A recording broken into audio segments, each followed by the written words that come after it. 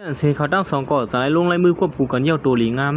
เมื่อนำถึงว่าเฮาติดเต็นหน้าเคลื่อนไหวก็เป็นแต่แน่นี่เนาะสมมติลองอีสังอยู่ละแน่แต่เสื้อมันสั่งว่ามาเลยเฮาติอ่อนสูกว่าตีหนึ่งเสเขาตั้งสองก่อสั่งลายปลายออกกว่าแต่มันก็ใส่เสื้อมันอ่อนนั่งเสื้อมันมาหาไปวิ่งเหยียนปอเขานั่นก้อยค่ะปอเฮาหันลูกเปิ้ลเลยล้านไส้เขาปอค่ะปออย่าไปไม่ใส่ข้านะข้าเดี๋ยวด้วยถึงลูกไส้ปอเฮาลีก้อยค่ะเหวนั้นนั่งเสื้อก็ใจจึงตัวถึงเต็มว่าเสมันนั่งก็สั่งลายกลมนับยามไปวิ่งเหยียนปอใส่เสื้อมันนั่นอยู่เย้าในขยันนั่นก้อยหนังเก่าใส่เสื้อมันก็สั่งลายยิบออกมาจบมืออันนึงเสจะยรอสองอันเด้อหางเฮียนมาหึงไหนเย้านี่เห็นอันเสียใจเสื้อมันก็สั่งลายเอาสอบมือนั้นสุดปันมันน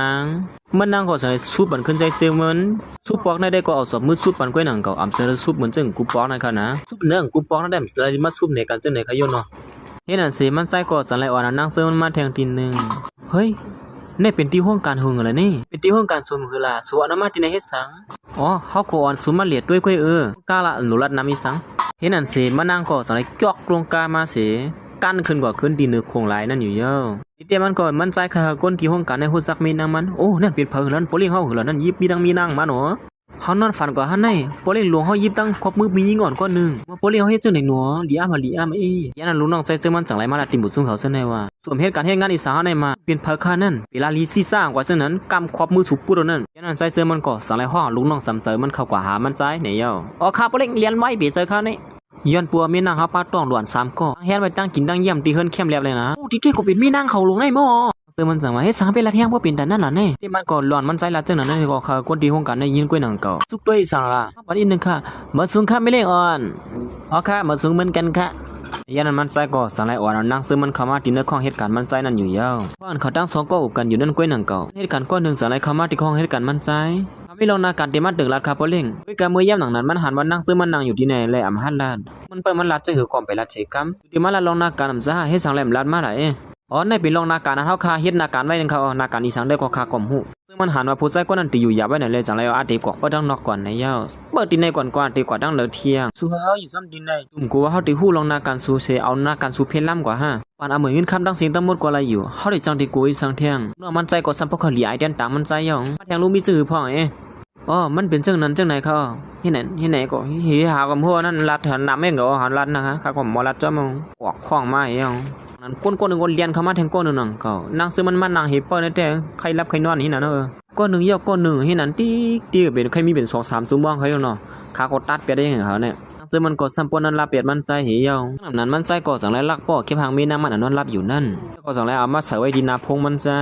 ที่นั่นเสเขาตั้ง2ก็สั่งไรปอกมากขึ้นตีเฮิรนข้าเมื่อเร็วมอยาใหญ่ก็ฮอดมาถึงเยอะเขานางก่อนเนี่ยถามใส่ซึ่งมันว่านางก่อนเนี่ยถามใส่ซึ่งมันมีลองเม็ดเท้ามาลัดไหนเยอะค่ะเขาเป็นชื่อเหือพ่องและยศยาอะไรอยู่ฮะนั่นก็ยันนางก้อยหนังเก่ามอยาหลวงในก็สั่งไรฮอดมาถึงตีในเสนางก่อนเนี่ยต้องถามว่าเม็ดเท้าเป็นชื่อหือพ่องข้ามอยาหลวงเขาจะด้วยไปอยู่ดีเม็ดเท้าสุยเยอะด้วยกรรมเพราะเคยเข้มเสียกะหืออย่างเงี้ยเขาก็หมอซึ่งนั้นนางซึ่งมันก็เป็นอันตกเสือไว้นางเขาขี้โกอย่าไปเย่อหยอกซึ่งไหนมีสังกลัดมาละมอยานั่นก็สั่งลัดว่าตั้งเปลี่ยนเส้นไหนเปลี่ยนมาหือเยอะนางหือตียศยาอะไรนั่นตีเรียกลายก็เยอะเรียกลายลูกวันเนอะว่าเนี่ยก็บ้านนั้นก็ค่ะลายเครื่องเจ้าตั้งตื้อดีเนอตัวเม็ดเท้านั่นในว่าเป็นเครื่องก็อยากกวนเฮานั่นขนาดเนาะนวดก็หมักวองอันว่างคันนี้เจ้ามันก็สั่งลัดว่าตอนดาเตียวมาปูนนั่นเอาชื่อเสียงเฮาเสียปืนเข่ากว่าหาห้องยากุฏิที่เลออันเปิ้นขายในก็เอามาเสิร์ฟอันเฮียวละอันถูกเม่นกันตั้งเม็ดเท้านั่นนะวองรวมได้อย่าไปเอามากก็นะไอ้ในลาดพอดันว่าเป็นรถเครื่องหลวงหม้อในเป็นครัวเนอะในแต่ก็อันเมื่อลาดนั้นเต็งไงอยู่ก้อยกาตอนตัดเดียหามากคนที่มันหลูมาต้านนั้นมันมีก้อยเมื่อแล้วบนใครหลูหลวงหม้อเครื่องเกลี่ยเนอะตัวนี่ว่ามันใส่ของไม่ใส่รอนตามีนางมันกลัวมีนางอะไรไม่ใส่ส้มเม็ดเท้าคนในเล็ดสังนัดปีใต้ก็มันผมกว่าหามาได้อย่าว่าเฮาเป็นได้ก็กันนะไอ้นี่เลยว่าเต็มเมื่อมีก็ลืมได้ก็เต็มหลวงหม้อมันก็มันนางสีห้องหายอยู่ห้างก็เหลียวมันสุดท้ายเฮ็ดสังนั้นนี่สุยมเสือเฮาเลยเม็ดเท้าสุนั้นตื้นมีตั้งยศยามันหรอมีสังก็ย่าเฮาติดใจเกลียดปันสุก้อยสุดตื้นเดลีขึ้นมาอยู่ห้างเฮ็ดอันเสเมื่อพ่ออันใจเสื้อในนั่งซื้อมันกินข้าวอยู่ด้านก้วยหนังเก่านั่งซื้อมันจังไรหันข้าวเปิ้นเตรียมต่างลงกว่าที่เหนือ Facebook นั่นมันนั่งขอจังไรเอามันเนี่ยใจซื้อมันเสได้ก็ติเลยหันว่าเปิ้นเตรียมวางเขานั่นขนาดไหนว่าคือว่าหานั่นน่ะแล้วออกมาปืนเข้าเสื้อในได้มากไหวเขาฮู้กองก่อนเมื่อย่ำหลังนั้นนั่งซื้อมันก็จังไรถามใจซื้อมันว่าสุมีเงินเป็นไรเฮงล้านในจ่องเจอหือเจอเฮาว่าเป็นสังไรสุสามารถเตะนะเฮิรนจอมเฮาหลายป้อนั้นสุดทำลงหยองสังละนี่ยันนั่งซื้อมันก็สังว่าเฮาเคยฮู้เท่ๆหรือสิล้วนที่เนื้อต้องให้เฮาสุมองอีสังที่เฮาปะแทงก็เฮามีพ่นหลีอีสังที่สูและสุมาเตะนะเฮิรนจอมเฮาได้ในอยู่มีผู้หญิงอันหังหลีตั้งนำตั้งหลายอันเขาเตะนะเฮิรนจอมสูนั่นให้เฮาก็ถูกลีวนอยู่ก้วยนั่นก็ เพื่อสังไรสุเลือกเตะไปบังแขกซ้ำเฮาในนั่นแต่เจอมันก็สังนั้นว่าลองนั้นมันมันกับไก่ลงตั้งมังมีหือผ่านในนั่นเป็นสังเลยว่ากับไก่ล่ะเฮาเลยตั้งศูนย์ในมันกึ่งตันกันเด้อนะยันนั้นใจเจอมันก็สังนั้นว่าห้องลูกน้องสามสาวมาที่ในกำลังดูเงินคำเฮาที่กดหูกวาดต้านไปเสียงเฮียรู้มาไม่ใครเป็นหือฮีขะกนั่นนางเสือมันสอนสุรันลองยองอีสังละนี่และหันหน้าสู่ยิ้มก็เฮามีตั้งเสื้อเสียว่าอันเฮาเตะนะเฮือนจอมศูนย์ในก็ย้อนเพื่อฮักสัวนะเฮ็ดนั่นสิมันนางก็จังไลเอามาวนอยู่ยาวดีแต่มันก็เขาก็มีน้ำเสือเฮาอยู่นังเการู้นี่คือเฮาวนอีสังอยู่ละนี่นึกเอาซื้อโคเข้ามาดีในห้องน้ำอาบน้ำยาวก็ดีที่ไรซื้อโคละนี่ยันนั้นมันนางก็จังไลห้องเฮาใส่เสื้อมันเอาซื้อโคมาปั่นมันนางซื้อโคมาปั่นเฮาอีกนึงรั่วเฮาแล้วซื้อโคเข้ามาอำตอบเสื้อไหนนี่มาเผากว่าดังตีเยาก็เป็นไรหือก็ขอมอยู่ดังนอกก็เฮาออกกว่าสุดในเสียว่าขอมตันหานังเกาเยอะลงมาเฮ็ดนั่นสิมันนางก็วนว่าใส่เสื้อมันอำมานี่แหละสังไรอ่านที่ออกว่าซึ่งนั้นเมื่อย่ำหลังนั้นก็นังเก่ามันนั่งก็สังไรมาฮบทบสนใจซึ่งมันสิเป็นตุกเสดงกว่าถึงที่พาเช็ดตัวมันนั่งล้วนลงกว่ากำเหลวอยู่ยาวยี่อย่าไปต้วยนะเมื่อเหลียวเนี่ยเขาล้วนลงหมดเยอะเนี่ยสังตีรียให้สังสองแค่ว่าเขามียำหันก็เจอแล้วถ้าเขากว่ามาเป็นสูสูเนี่ยเจอมาให้สังซึ่งเนี่ยเขาก็ยำหันกูขึ้นเหรอสุนี่ลั่นลงอย่างอีสังก็มัวเฮ้ย่ำหลังนั้นก็นังเก่าลูกน้องใส่เสื้อมันก็มาห้องมันใส่ว่ามีลองหิมเนียนอีกหนึ่งในยาวสุดดีกว่าแล้วล่ะนี่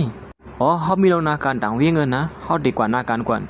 ดีเตมันได้ก็มันใส่มาหาหมอยาก้อนหนึ่งอันนี้โคของตอนตัดตียศยาเมทัลนั่งซึ่งมันนั่นก้วยก็ว่าหมอยาก้อนได้ก็อ่ำพอเขาถูกเมียนมันใส่เสียกะหือหมอยาก้อนได้จังนั้นว่าสมาเขามีเสตาในก็เขาเตรียมปันสูไม่ก็ว่าปัวสุขาไรในก็มีคอแรงมันอยู่เมียวหนึ่งสุดที่เล็กเตียงตัวเก่าสุก้ามหนึ่งเหมือนจึงหนังอันสุเฮ็ดไว้ที่เฮานั่นย่าหนังอันลูกน้องใส่ซึ่งมันได้ก็เปลี่ยนอันไม่จะโดนตามันใส่ไว้อยู่ปัวสวมเฮ็ดไรในเต้เตรียมปันโคของอันสุขาไรนั่นปัวสวมเฮ็ดไรในก็อ่ำเป็นสังออกว่าแล้วยาว่าสุกซากลองนาการเฮายามนั้นใส่เสื้อมันก็สารยี่บ่มีดในคืนมาปอเลี้ยวค่ะอย่าไปเฮ็ดซื่อนั่นค่ะนะมันใส่ก็จังไรสั่งถุงรางมันว่าไล่มายาวไหนเอาก็ปันมอยาก้อนเป็นใต้ก็นั่นกำเหลียวใส่ก็ตอนตัดเดียวยาเมทัลนั่งซึ่งมันนั่นจังไรยอมเฮ็ดกูซื้อกูลองอยู่ยาวเลี้ยวที่เฮ็ดซื่อแหนมเลยค่ะนะปอเลี้ยงมันใส่ก็จังไรเฮ็ดสำนักมอยาก้อนนั้นทุกย้อนนั่นอยู่ยาวเฮ้ยปอเลี้ยงเฮ็ดเตะหั่นนั่นมาเนี่ยสิมอยาก้อนใดก็ผิดความลัดนั่นนังเก่าจังไรเอาโคของนั้นมาปั่นใจซื้อมันนั่นกำเหลียวอยู่ยาวโคของอันเดียวเลยกว่าเสิร์ฟปันตีเนอร์เมทัลนั่งซึ่งมันนั่นเอากว่าไว้ๆเลยไอ้เขาตีเปิดถึงอีสานได้มาเฮ็ดนั่นสิลุงน้องใส่ซื้อมันก็เนียดเอากว่ากำเหลียวอยู่ยาวเฮ็ดนั่นสิเสียเลือนก็ป่นกว่าตอนตาดอกนั่งซื้อมันก็ซัมปอเยอะน่ะยาวเมื่อเหลียวเมทัลสุก็ลีแค้นเนี่ยค่ะไล่เรียกไล่บันเคิงเนอวันกูจื้อกูร้องเนี่ยเขาเนี่ยอิงกินบ่อยก็กันไปเลยเสิร์เนี่ยย่าหมังนั้นนั่งซื้อมันก็สั่งเลยถามหาใส่ซึ่งมันเขาติย้อนถามซื้ออีกนึงรู้ผัวเฮาอยู่แล้วยาล่ะเมื่อเหลียวเนี่ยนั่งซื้อมันก็เปลี่ยนนั้นไม่เสิร์วนว่าใส่ซึ่งมันน่ะอาซักมันนั่นเรียกมันเมทัลนั่งซื้อมันน่ะอยู่ตึกมีอาซักอยู่5เขาอยู่ที่เหลอคนที่หวานค่ะสุดที่เกิดลูกย่อยอย่าไปเน็ตตุกเสิร์จังไหนค่ะนะถูกลีลือหรือเสิร์เขาเนี่ยบ่ล้วนแต่มันอยู่ที่ห้ามไม่เสิร์ดีซึ่งคืออะไรล่ะเนี่ยเมื่อย่านั้นก็หนังเก่าเสียงพวกลูกน้องใส่ซึ่งมันก็สั่งเลยตื่นขึ้นมาฮะว่าคือก็ยินจมเตี้ยบ่ได้เด้ตาปุ่นบ่หือมาแต่กวมเฮาสุดกวมและสึงซิมยาว่าบ่เลี้ยงเฮาตื่นขึ้นมาอย่าเขาว่ามื้อเลียวแน่เตี้ยมันได้ก็ใส่ซึ่งมันนอนสิปีนตาหายอยู่ซึ่งไหนแม่เขาก็จังนั้นว่าล้วนเขาสึงซิมาปอตั้งหึงแน่เพราะฉะนั้นปีนยองซึ่งไหนนั่นเนาะเฮ็ดสังแม่นป้อมรัดคือกำเอาบ่เลี้ยงเฮาก็ตอนตัดแต่ไรโคของมาเยอะอย่าไม่เท่านั้นแล้วย่อมีดมัดเตี้ยมโหเสอ1กำให้ไหนเขาเพราะฉะนั้นมันใส่เลยมัดจิบเฮียงไว้เขาเนี่ยปัวเขาเลยปั่นฟังเขาไว้ว่าจัวกะเขาบ่ได้ตื่นขึ้นมานี่อย่าไปมาลัดในเผอในเขาเอาไม่เลี้ยงใครฮู้มื้อยามหลังนั้นนั่งซื้อมันก็สั่งเลยถามหมอยาก่อนเป็นได้ก็ใส่ซื้อมันนั่นหมอยาผัวเฮาเป็นซื่อหือพองขนาดแน่มื้อเหลียวแน่ตัวใส่ง่ายไม่ได้ก็บ่ใครเรียบร้อยเอาในมื้อเขายามนั้นถึงตีมันนั่งซ้ำบ่เป็นร่วมลงกว่ากำเหลียวอยู่ยาวกว่าลือคือสิกว่าไล่ลูกยิงเหรอหมอยาซื้อว่าปอเลี้ยงเฮารถพี่อยู่ในค่ะล่ะปอเลี้ยงมาได้ง่ายๆหรอย่อคนยี่หวานสุเรียนเก้นั่นหมอยาเนี่ยก็เกาไล่เต้ปอเลี้ยงเฮาตื่นขึ้นมาได้ยักควันละสู